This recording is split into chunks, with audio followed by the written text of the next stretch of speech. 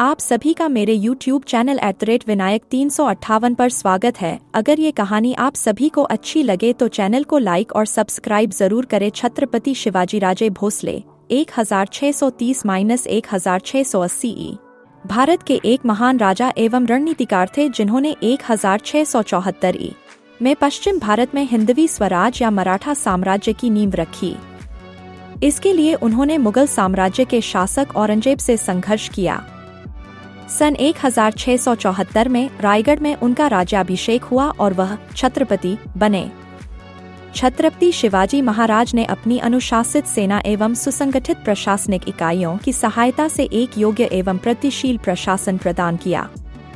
उन्होंने समर विद्या में अनेक नवाचार किए तथा छापामार युद्ध गोरिल्ला युद्ध नीति ग्योरिल्ला वॉरफेयर की नई शैली शिवसूत्र विकसित की। गोरिल्ला युद्ध नीति छापामार युद्ध नीति के जनक मराठा ही थे। उन्होंने प्राचीन हिंदू राजनीतिक प्रथाओं तथा दरबारी शिष्टाचारों को पुनर्जीवित किया और मराठी एवं संस्कृत को राजकाज की भाषा बनाया। वे भारतीय स्वाधीनता संग्राम में नायक के रूप में स्मरण किए जाने लगे।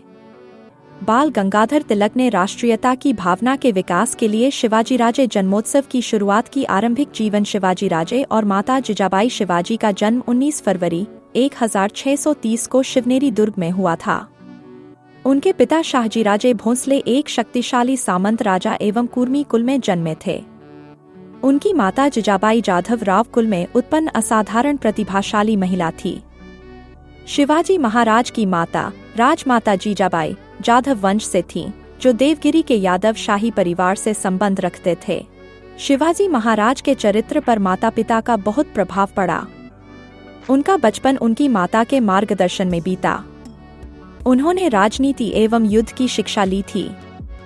वे उस युग के वातावरण और घटनाओं को भली प्रकार समझने लगे थे। उनके हृदय में स्वाधीनता की लौ प्रज्वलित हो गई थी। उन्होंने कुछ स्वामीभक्त साथियों का संगठन किया। शिवाजी की माता जिजाबाई बड़ी ही धार्मिक प्रवृत्ति की थी। उनका इनके जीवन पर अत्यधिक अच्छा प्रभाव पड़ा। वैवाहिक जीवन शिवाजी का विवाह सन 14 मई 1640 में सईबाई निम्बाकर सई भोसले के साथ लाल महल पुणे में हुआ था। सई भोसले शिवाजी की पहली और प्रमुख पत्नी थीं। वह अपने पति के उत्तराधिकारी संभाजी की मां थी। शिवाजी ने कुल 8 विवाह किए थे। वैवाहिक राजनीति के जरिए उन्होंने सभी मराठा सरदारों को एक छत्र के नीचे लाने में सफलता प्राप्त की। सैनिक वर्चस्व का आरंभ उस समय बीजापुर का राज्य आपसी संघर्ष तथा विदेशी आक्रमण काल के दौर से गुजर रहा था। ऐसे साम्राज्य के सुल्तान की सेवा करने के बदले उन्होंने मावलों को बीजापुर के खिलाफ संगठित करने लगे। मावल प्रदेश पश्चिम घाट से जुड़ा है और कोई 150 किलोमीटर लंबा और 30 किलोमीटर चौड़ा है। वे संघर्षपूर्ण जीवन व्यतीत करने के कारण कुशल योद्धा माने जाते हैं। इस प्रदेश में मराठा और सभी जाति के लोग रहते हैं। शिवाजी महाराज इन सभी जाति के लोगों को लेकर मावलों मावा नाम देकर सभी को संगठित किया और उनसे संपर्क कर उनके प्रदेश से परिचित हो गए थे। मावल युवकों को लाकर उन्होंने दुर्ग निर्माण का कार्य आरंभ कर दिया था। मावलों का सहयोग शिवाजी महाराज के लिए बाद में उतना ही महत्वपूर्ण साबित हुआ जितना शेरशाह सूरी के लिए अफगानों का साथ। उस समय बीजापुर आपसी संघर्ष तथा मुगलों के आक्रमण से परेशान था। बीजापुर के सुल्तान आदिल शाह ने बहुत से दुर्गों से अपनी सेना हटाकर उन्हें स्थानीय शासकों या सामंतों के हाथ सौंप दिया था। जब आदिल शाह बीमार पड़ा तो बीजापुर में अराजकता फैल गई और शिवाजी महाराज ने अवसर का लाभ उठाकर बीजापुर में प्रवेश का निर्णय लिया। शिवाजी महाराज ने इसके बाद के दिनों में बीजापुर के दुर्गों पर अधिकार करने की नीति अपनाई। सबसे पहला दुर्ग था रोहिदेश्वर का दुर्ग। अगर ये कहानी आप सभी को अच्छी लगे तो चैनल को लाइक और सब्सक्राइब जरूर करें। दुर्गों पर नियंत्रण रोहिदेश्वर का दुर्ग सबसे पहला दुर्ग था जिसके शिवाजी महाराज ने सबसे पहले अधिकार किया था। उसके बाद तोरणा का दुर्ग जो पुणे के दक्षिण पश्चिम में 30 किलोमीटर की दूरी पर था। शिवाजी ने सुल्तान आदिल शाह के पास अपना दूत भेजकर खबर भिजवाई कि वे पहले किलेदार की तुलना में बेहतर रकम देने को तैयार हैं और यह क्षेत्र उन्हें सौंप दिया जाए। उन्होंने आदिल शाह के दरबारियों को पहले ही रिश्वत देकर अपने पक्ष में कर लिया था और अपने दरबारियों की सलाह के मुताबिक आदिल शाह ने शिवाजी महाराज को उस दुर्ग का अधिपति बना दिया। उस दुर्ग में मिली संपत्ति से शिवाजी महाराज ने दुर्ग की सुरक्षात्मक कमियों की मरम्मत का काम करवाया। इससे कोई 10 किलोमीटर दूर राजगढ़ का दुर्ग था और शिवाजी महाराज ने इस दुर्ग पर भी अधिकार कर लिया। शिवाजी महाराज की इस साम्राज्य विस्तार की नीति की भनक जब आदिल शाह को मिली तो वह क्षुब्ध हुआ। उसने शाहजी राजे को अपने पुत्र को नियंत्रण में रखने को कहा। शिवाजी महाराज ने अपने पिता की परवाह किए बिना अपने पिता के क्षेत्र का प्रबंध अपने हाथों में ले लिया और नियमित लगान बंद कर दिया।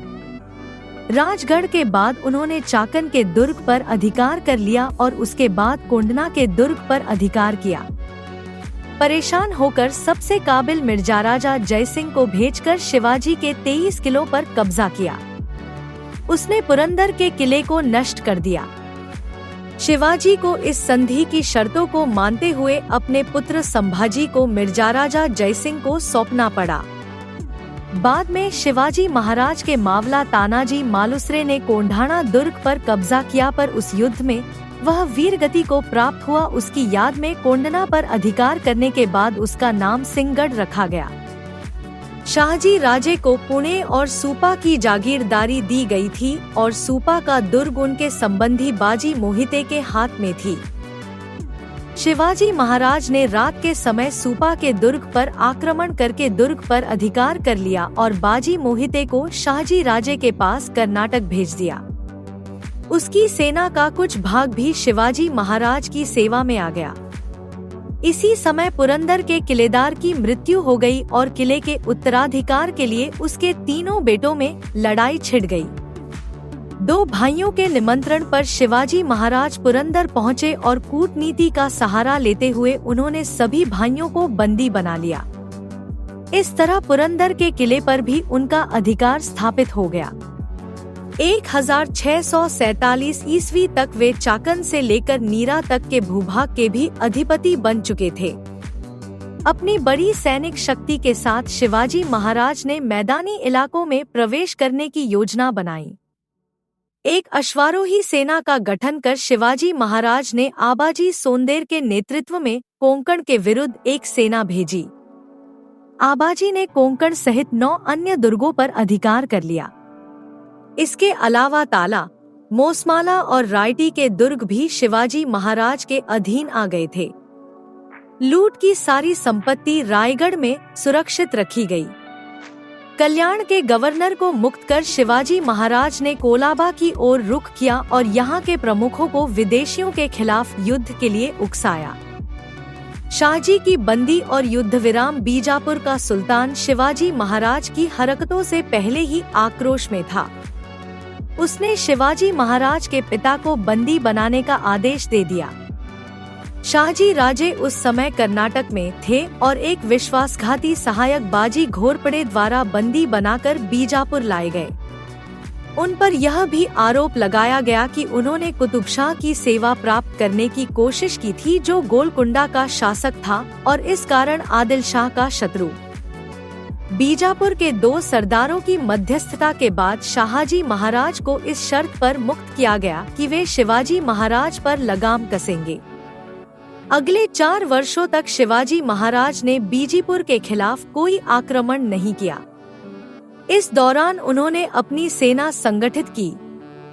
प्रभुता का विस्तार शाहजी की मुक्ति की शर्तों के मुताबिक शिवाजी राजे ने बीजापुर के क्षेत्रों पर आक्रमण तो नहीं किया, पर उन्होंने दक्षिण पश्चिम में अपनी शक्ति बढ़ाने की चेष्टा की। पर इस क्रम में जावली का राज्य बाधा का काम कर रहा था। यह राज्य सातारा के सुदूर उत्तर पश्चिम में वामा और कृष्णा नदी के बीच में स्थित था। यहाँ का राजा चंद्रराव मोरे था, जिसने ये जागीर शिवाजी से प्राप्त की थी। शिवाजी ने मोरे शासक चंद्रराव को स्वराज में शामिल होने को कहा, पर चंद्रराव बीजापुर के सुल्तान के साथ मिल गया। सन 1656 में शिवाजी ने अपनी सेना लेकर जावली पर आक्रमण कर दिया। चंद्रराव मोरे और उसके दोनों पुत्रों ने शिवाजी के साथ लड़ाई की, पर अंत में वे बंदी बना लिए गए पर चंद्रराव भाग गया।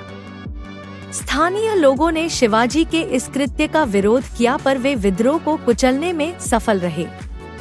इससे शिवाजी को उस दुर्ग में संग्रहित 8 वंशों की संपत्ति मिल गई।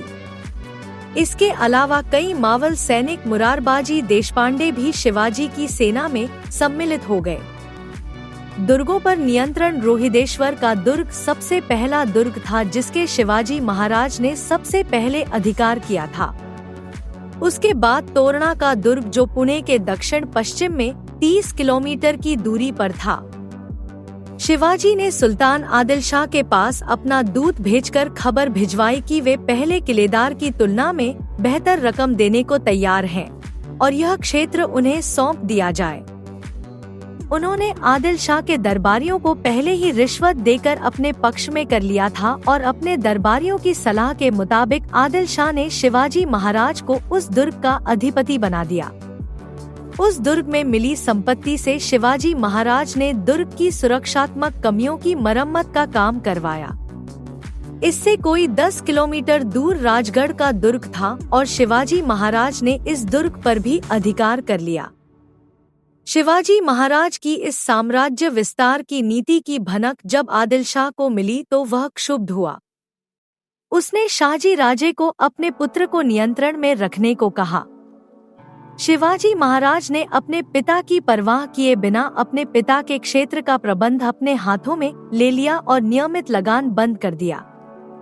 राजगढ़ के बाद उन्होंने चाकन के दुर्ग पर अधिकार कर लिया और उसके बाद कोंडना के दुर्ग पर अधिकार किया। परेशान होकर सबसे काबिल मिर्जा राजा जयसिंह को भेजकर शिवाजी के 23 किलों पर कब्जा किया। उसने पुरंदर के किले को नष्ट कर दिया। शिवाजी को इस संधि की शर्तों को मानते हुए अपने पुत्र संभाजी को मिर्जा राजा जयसिंह को सौंपना पड़ा। बाद में शिवाजी महाराज के मावला तानाजी मालुसरे ने कोंढाणा दुर्ग पर कब्जा किया पर उस युद्ध में वह वीरगति को प्राप्त हुआ। उसकी याद में कोंडना पर अधिकार करने के बाद उसका नाम सिंहगढ़ रखा गया। शाहजी राजे को पुणे और सूपा की जागीरदारी दी गई थी और सूपा का दुर्ग उनके संबंधी बाजी मोहिते के हाथ में थी। शिवाजी महाराज ने रात के समय सूपा के दुर्ग पर आक्रमण करके दुर्ग पर अधिकार कर लिया और बाजी मोहिते को शाहजी राजे के पास कर्नाटक भेज दिया। उसकी सेना का कुछ भाग भी शिवाजी महाराज की सेवा में आ गया। इसी समय पुरंदर के किलेदार की मृत्यु हो गई और किले के उत्तराधिकार के लिए उसके तीनों बेटों में लड़ाई छिड़ गई। 2 भाइयों के निमंत्रण पर शिवाजी महाराज पुरंदर पहुंचे और कूटनीति का सहारा लेते हुए उन्होंने सभी भाइयों को बंदी बना लिया। इस तरह पुरंदर के किले पर भी उनका अधिकार स्थापित हो गया। 1647 ईस्वी तक वे चाकन से लेकर नीरा तक के भूभाग के भी अधिपति बन चुके थे। अपनी बड़ी सैनिक शक्ति के साथ शिवाजी महाराज ने मैदानी इलाकों में प्रवेश करने की योजना बनाई। एक अश्वारोही सेना का गठन कर शिवाजी महाराज ने आबाजी सोंदेर के नेतृत्व में कोंकण के विरुद्ध एक सेना भेजी।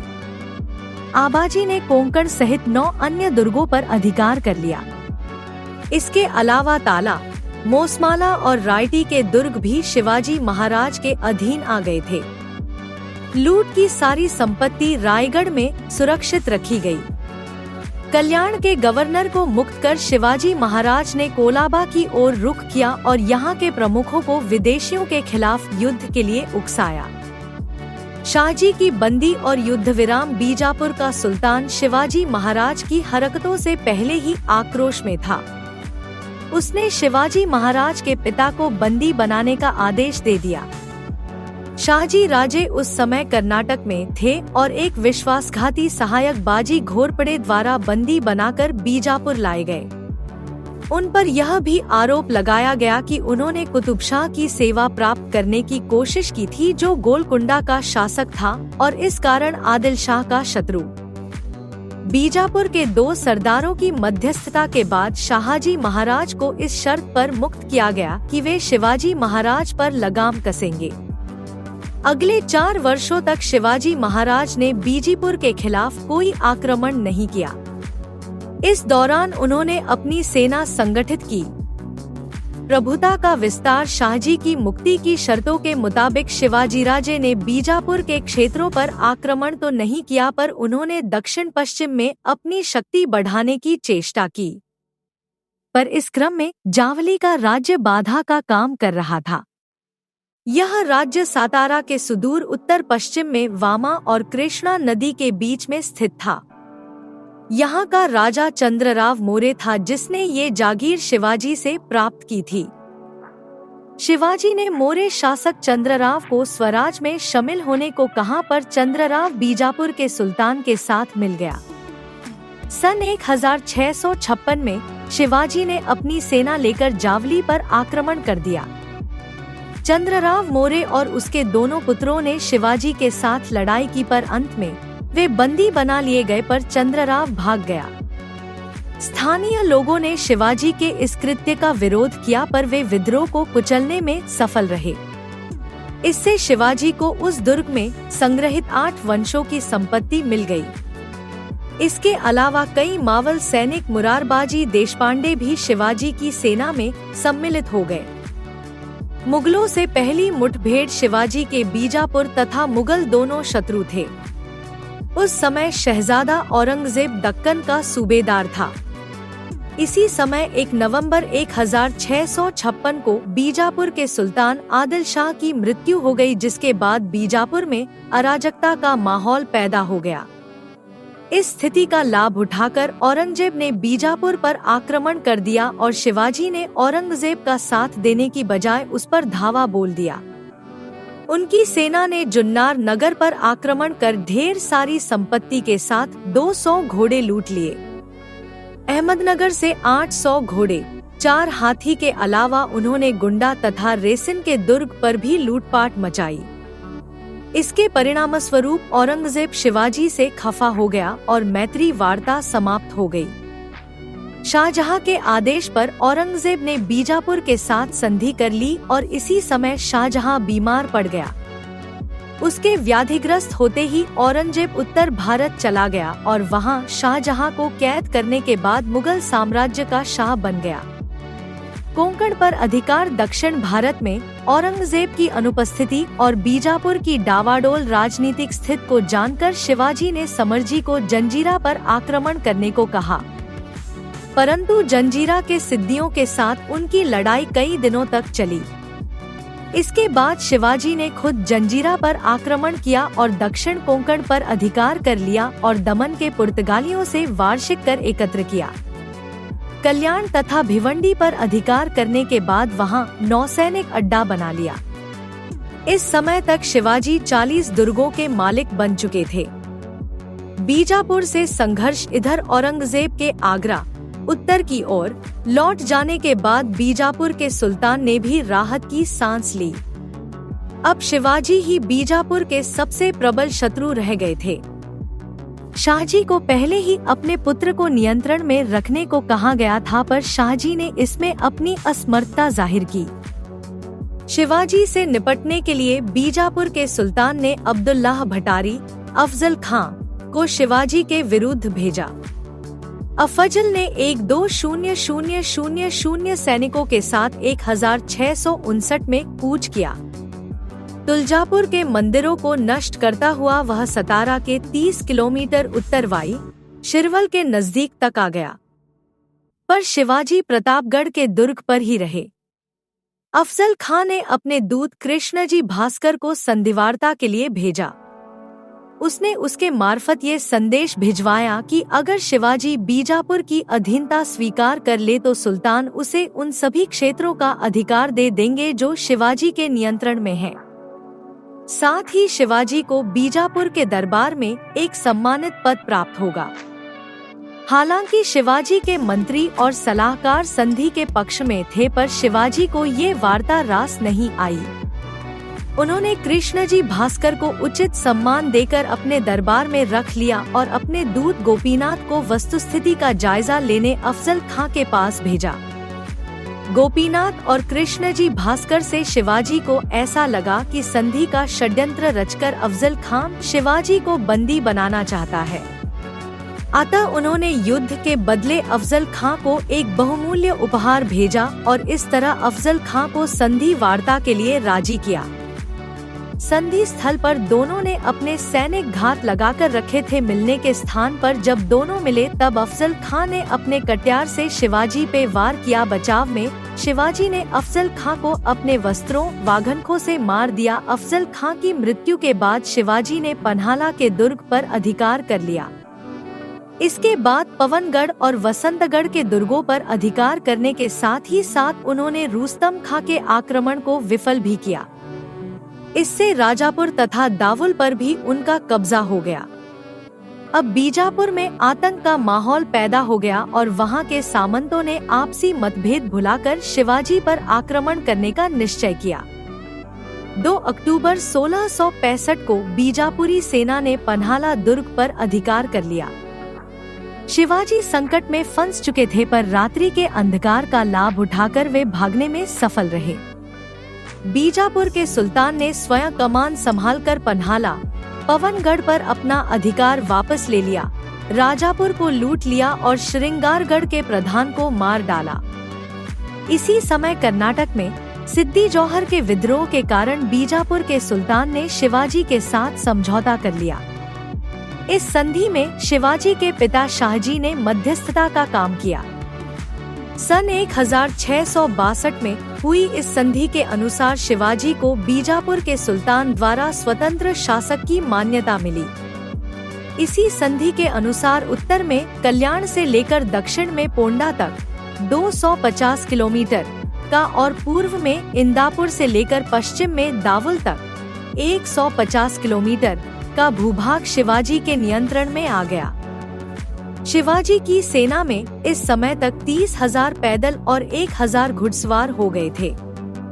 मुगलों से संघर्ष उत्तर भारत में बादशाह बनने की होड़ खत्म होने के बाद औरंगजेब का ध्यान दक्षिण की तरफ गया। वो शिवाजी की बढ़ती प्रभुता से परिचित था और उसने शिवाजी पर नियंत्रण रखने के उद्देश्य से अपने मामा शाइस्ता खां को दक्षिण का सूबेदार नियुक्त किया। शाइस्ता खां अपने एक 50,000 फौज लेकर सुपन और चाकन के दुर्ग पर अधिकार कर पूना पहुंच गया। उसने 3 साल तक मावल में लुटमार की।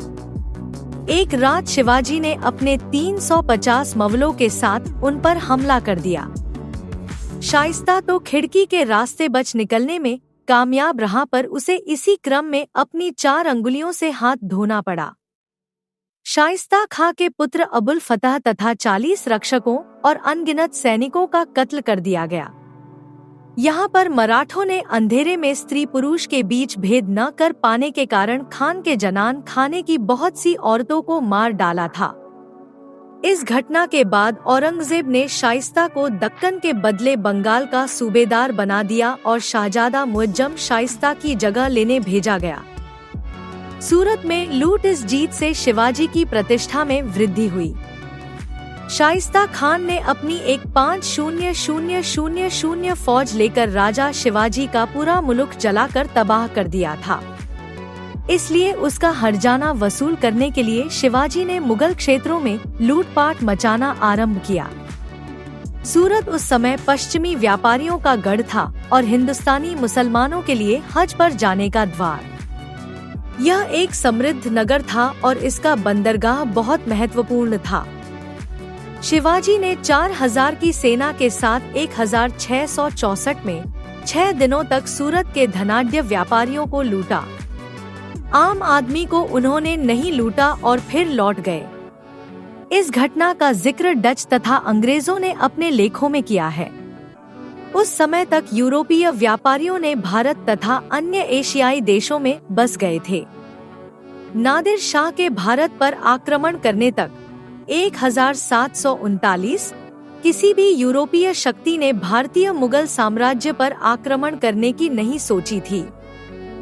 सूरत में शिवाजी की लूट से खिन्न होकर औरंगजेब ने इनायत खां के स्थान पर गयासुद्दीन खां को सूरत का फौजदार नियुक्त किया और शहजादा मुअज्जम तथा उपसेनापति राजा जसवंत सिंह की जगह दिलेर खां और राजा जयसिंह की नियुक्ति की गई। राजा जयसिंह ने बीजापुर के सुल्तान यूरोपीय शक्तियां तथा छोटे सामंतों का सहयोग लेकर शिवाजी पर आक्रमण कर दिया। इस युद्ध में शिवाजी को हानि होने लगी और हार की संभावना को देखते हुए शिवाजी ने संधि का प्रस्ताव भेजा। जून 1664 में हुई इस संधि के मुताबिक शिवाजी 23 दुर्ग मुगलों को दे देंगे और इस तरह उनके पास केवल 12 दुर्ग बच जाएंगे। इन 23 दुर्गों से होने वाली आमदनी 4 लाख हूण सालाना थी। बालाघाट और कोंकण के क्षेत्र शिवाजी को मिलेंगे, पर उन्हें इसके बदले में 13 किस्तों में 40 लाख हूण अदा करने होंगे। इसके अलावा प्रतिवर्ष 5 लाख हूण का राजस्व भी वे देंगे। शिवाजी स्वयं औरंगजेब के दरबार में होने से मुक्त रहेंगे, पर उनके पुत्र संभाजी को मुगल दरबार में खिदमत करनी होगी। बीजापुर के खिलाफ शिवाजी मुगलों का साथ देंगे। आगरा में आमंत्रण और पलायन। शिवाजी को आगरा बुलाया गया, जहां उन्हें लगा कि उन्हें उचित सम्मान नहीं मिल रहा है। इसके विरोध में उन्होंने अपना रोष भरे दरबार में दिखाया और औरंगजेब पर विश्वासघात का आरोप लगाया। औरंगजेब इससे क्षुब्ध हुआ और उसने शिवाजी को नजरबंद कर दिया और उन पर 5000 सैनिकों के पहरे लगा दिए। कुछ ही दिनों बाद 17 अगस्त 1666 को राजा शिवाजी को मार डालने का इरादा औरंगजेब का था, लेकिन अपने अदम्य साहस और युक्ति के साथ शिवाजी और संभाजी दोनों इससे भागने में सफल रहे। 17 अगस्त 1666 संभाजी को मथुरा में एक विश्वासी ब्राह्मण के यहाँ छोड़ शिवाजी महाराज बनारस गए। पूरी होते हुए सकुशल राजगढ़ पहुँच गए। इससे मराठों को नवजीवन सा मिल गया। औरंगजेब ने जयसिंह पर शक करके उसकी हत्या विष देकर करवा डाली। जसवंत सिंह के द्वारा पहल करने के बाद सन 1667 में शिवाजी ने मुगलों के साथ दूसरी बार संधि की। औरंगजेब ने शिवाजी को राजा की मान्यता दी। शिवाजी के पुत्र संभाजी को 5000 की मनसबदारी मिली और शिवाजी को पूना, चाकन और सूपा का जिला लौटा दिया गया, पर सिंहगढ़ और पुरंदर पर मुगलों का अधिपत्य बना रहा। सन 1670 में सूरत नगर को दूसरी बार शिवाजी ने लूटा। नगर से 132 लाख की संपत्ति शिवाजी के हाथ लगी और लौटते वक्त उन्होंने मुगल सेना को सूरत के पास फिर से हराया। राज्याभिषेक सन 1674 तक शिवाजी ने उन सारे प्रदेशों पर अधिकार कर लिया था जो पुरंदर की संधि के अंतर्गत उन्हें मुगलों को देने पड़े थे। पश्चिमी महाराष्ट्र में स्वतंत्र हिंदू राष्ट्र की स्थापना के बाद शिवाजी ने अपना राज्याभिषेक करना चाहा, परंतु महाराष्ट्र के ब्राह्मणों ने शिवाजी का राज्याभिषेक करने से यह कहकर मना किया कि वे क्षत्रिय जाति से नहीं है। शिवाजी के निजी सचिव बालाजी जी ने काशी से गागा भट्ट नामक पंडित को बुलाकर अपना राज्याभिषेक करवाया। विभिन्न राज्यों के दूतों, प्रतिनिधियों के अलावा विदेशी व्यापारियों को भी इस समारोह में आमंत्रित किया गया, पर उनके राज्याभिषेक के 12 दिन बाद ही उनकी माता का देहांत हो गया था। इस कारण से 4 अक्टूबर 1674 को दूसरी बार शिवाजी ने छत्रपति की उपाधि ग्रहण की। 2 बार हुए इस समारोह में लगभग 50 लाख रुपए खर्च हुए। इस समारोह में हिंदवी स्वराज की स्थापना का उद्घोष किया गया था।